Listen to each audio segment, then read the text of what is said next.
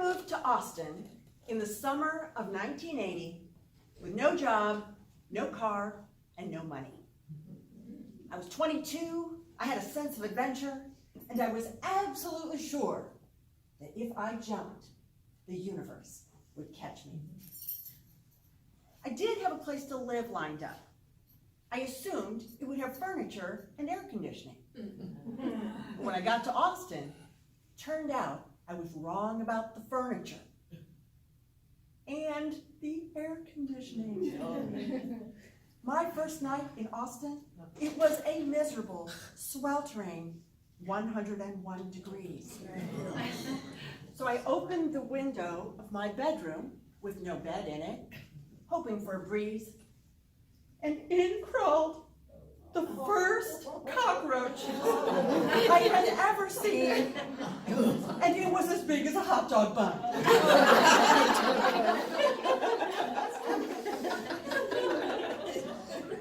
Just a few days later, I got a job, and that's where I met Gary. He was an older man. He was 28. He had looks, he had charm, and that was just the beginning. When he found out I didn't have any furniture, he made a few calls, he borrowed a pickup truck, and he rounded up a bed, a dresser, and a table for me. We ate lunch together every single day. We told each other our hopes and dreams.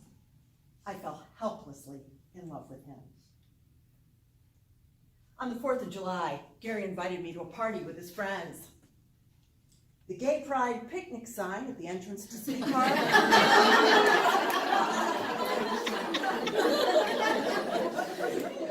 did not give me a clue.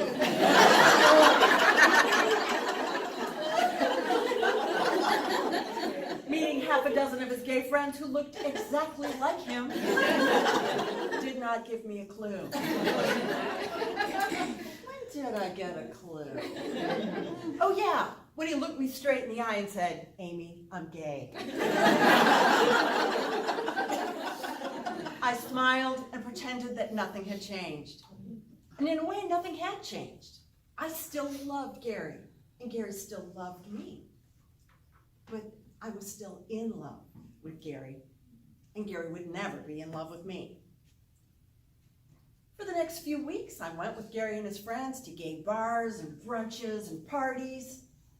I was always surrounded by upbeat, stunningly handsome men, and I always had something fabulous to do.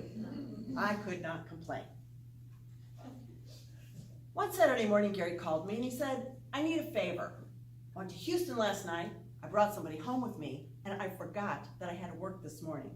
Could you entertain him?" This won't be awkward at all.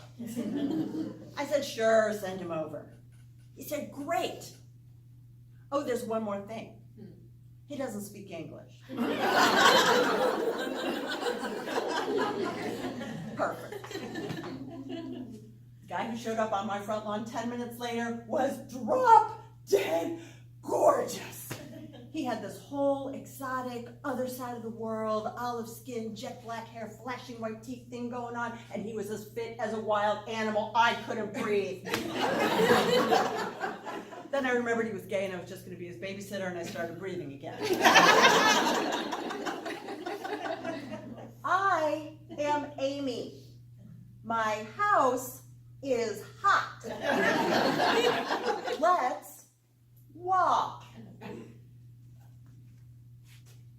I am Abraham.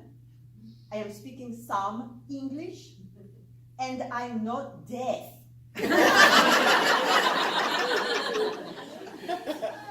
We went to the hike and bike trail. For the next 2 hours, we walked and talked about his favorite food and music and the movies he liked and dogs and cars, and I looked directly into his deep, dark brown eyes the entire time. Abraham was a really good sport about everything.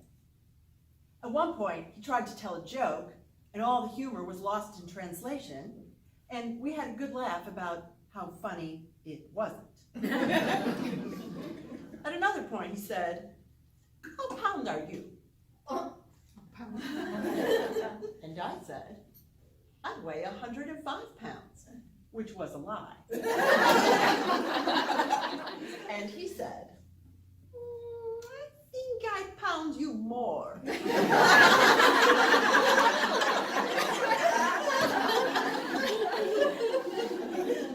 Finally, we sat down in the shade. He said, we should not be getting along. I said, why not? He said, I am from Iran. You are Jew. Oh, I just met you today, and I like everything about you. A lot.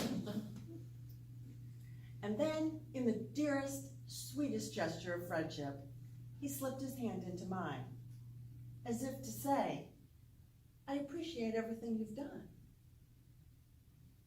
He was still holding my hand when the fingers of his other hand touched my wrist, continued up my arm, past my elbow, up to my neck, and into my hair. And that's when I realized that Abraham wasn't gay.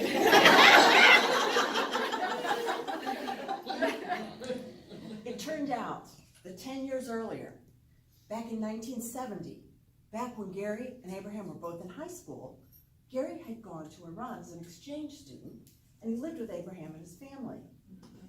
They got to be as close as brothers. Then years later, when things got bad in Iran, Abraham wrote to Gary. He said, I wish to come to the United States. Would you be willing to sponsor me? And of course, Gary said, of course. The story of the summer when I was 22 may seem like nothing more than a series of blunders and bad judgment calls. But in the end, there was a brilliant life lesson learned. It may not happen when you think it will, or how you think it will. But if you jump, the universe will catch you.